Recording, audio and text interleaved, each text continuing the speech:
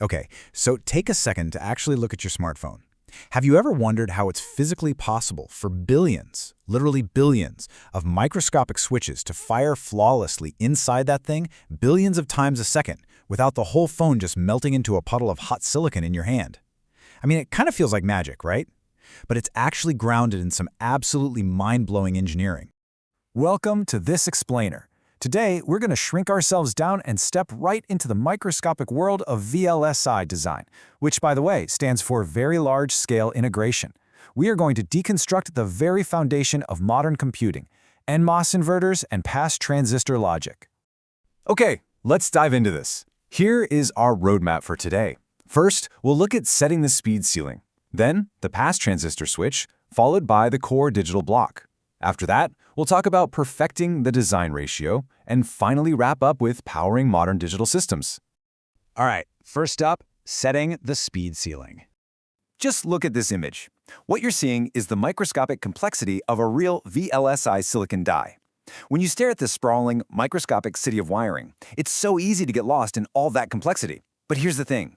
Every single pathway, every tiny block you see here, is strictly bound by the laws of physics governing individual transistors. To understand how this whole chip performs, we have to look at a very specific metric that engineers use to measure a transistor's absolute maximum potential. So engineers actually have a specific metric for this absolute speed ceiling. It's called the figure of merit, which is often represented by the symbol omega naught. Think of this as the ultimate speed limit for high-speed VLSI design. It's basically a quantitative measurement that tells us the absolute maximum switching frequency of a MOS transistor. In plain English, it's how rapidly that tiny microscopic switch can toggle back and forth between a logical 0 and a logical 1.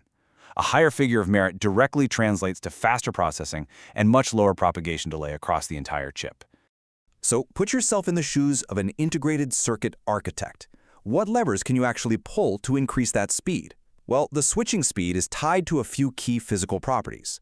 First, there's gate voltage. Specifically, having a higher overdrive voltage gives you more drain current, which speeds things up. Second is carrier mobility. For example, electrons in nMOS have roughly 2 to 3 times higher mobility than holes, meaning the current just flows faster. Third is transconductance, which basically just means you have stronger gate control. But here is the absolute game changer: channel length. The switching speed actually scales inversely with the square of the channel length, 1 over L squared. This right here, this is the fundamental reason why our tech gets faster every single year. Shrinking that physical geometry drastically reduces the time it takes for electrons to cross it. Moving right along to part 2, the pass transistor switch. You can really think of a pass transistor as a microscopic traffic cop, but, one that never takes a coffee break. It's an nMOS device that operates purely as a voltage-controlled switch to route logic signals around the chip. When the gate is turned on, a channel forms and the signal just passes right through to the output. When it's off, that channel collapses and the signal is completely blocked. The true beauty here is the minimalism. Because it's not driving the signal through a traditional pull-up and pull-down pair of transistors, there is zero static current path. This is a huge deal. It drastically saves on power, takes up way less physical area on the chip, and offers incredibly high speeds because there's less node capacitance. And this brilliantly illustrates how you can build really complex logic from something so incredibly simple. By just cascading these pass transistors together, you can implement complete logic functions using far fewer transistors than standard CMOS gates. Take this AND gate truth table, for example. The output only goes high when both input A and input B are a 1. In a pass transistor setup, Gate A acts as the control for the pass, while Gate B is the actual signal input. If A is active, it just lets B pass right through. It's an unbelievably efficient way to route logic all across the die. Which brings us to our third stop, the core digital block, specifically the nMOS inverter. The nMOS inverter is quite literally the fundamental building block of digital logic. Its entire job in life is to produce the exact opposite or the complement of whatever you put into it. It pulls this off using a pull-down nMOS transistor driven by the input voltage and a pull-up element that's connected to the main power supply, or VDD. Let's contrast these two stark binary states. When the input is low, that pull-down transistor is completely off. This means the output gets pulled all the way up to VDD through the pull-up device, giving us our logic high. But when the input is high, that pull-down transistor flips on, creating a low impedance path straight down to ground, which actively drives the output to a logic low. Now, what's really interesting about this slide is the transfer characteristic curve right here. We can see exactly what happens to the output voltage, that's V out on the vertical axis, as the input voltage, V in, on the horizontal axis, gradually increases.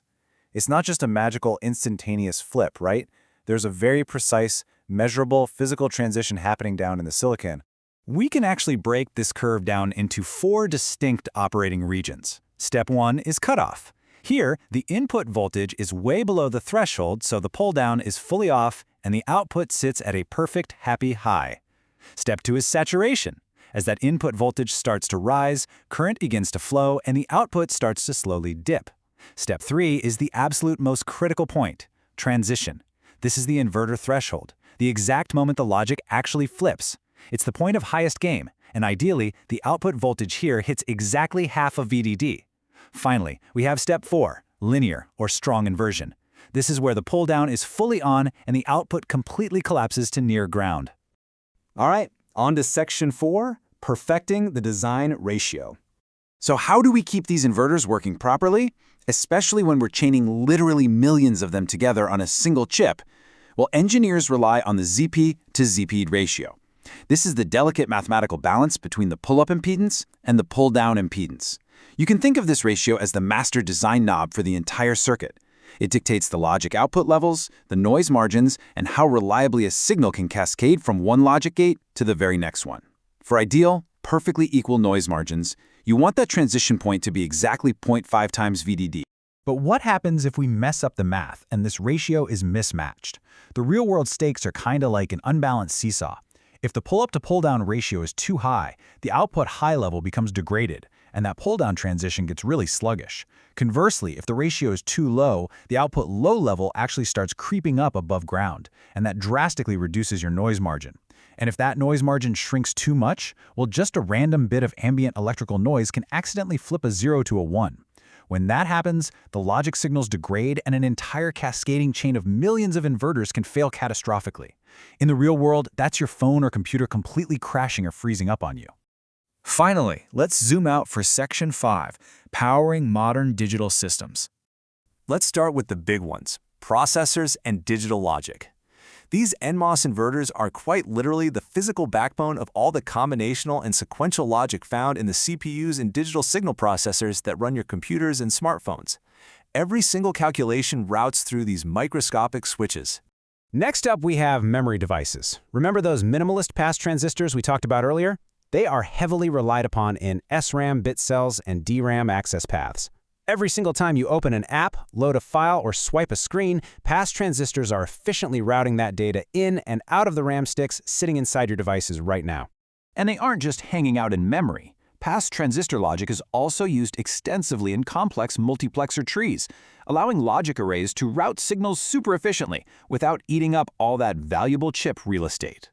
And finally, communication integrated circuits, tying it all the way back to that figure of merit speed ceiling we discussed at the very beginning.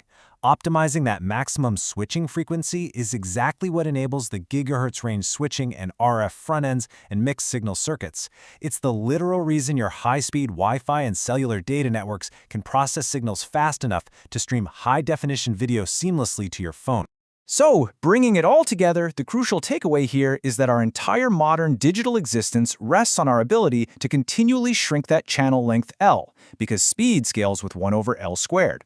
But that leaves us with a fascinating and honestly maybe a slightly terrifying question for the future of engineering. As we keep aggressively pushing for faster and faster processing, what actually happens to our technology when these channel lengths finally shrink down so far that they hit the physical limits of individual atoms? We'll leave you to ponder that one. Thanks so much for joining us for this explainer, and keep exploring the incredible microscopic world that makes all of our macroscopic lives possible.